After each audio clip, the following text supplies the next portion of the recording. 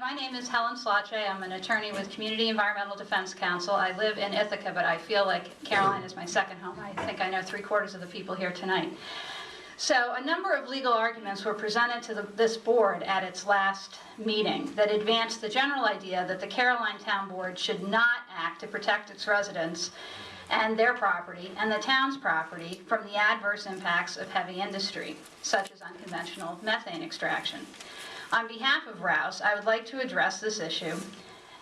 So the preliminary question really that Rouse's opponents have raised appears to be that there isn't a real threat to the town's residents that's worthy of the town's board's action. So I'll address this first, because if there isn't a threat, then there really isn't a question of whether or not state law supersedes the town's ability to act.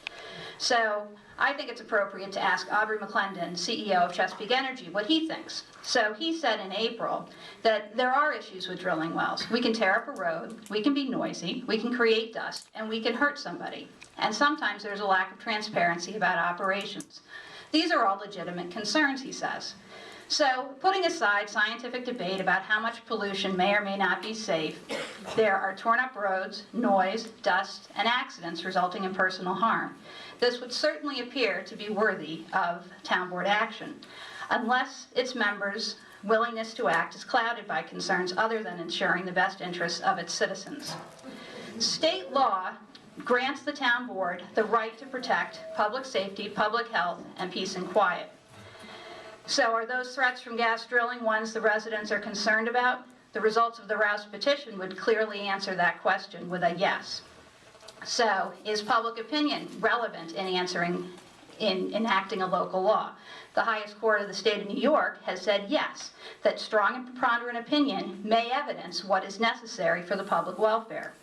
They also claim that the town board should refuse to protect the public welfare and the residents of this town, because the difference between a local regulation of the land use industry and a land use prohibition of that is just merely semantics.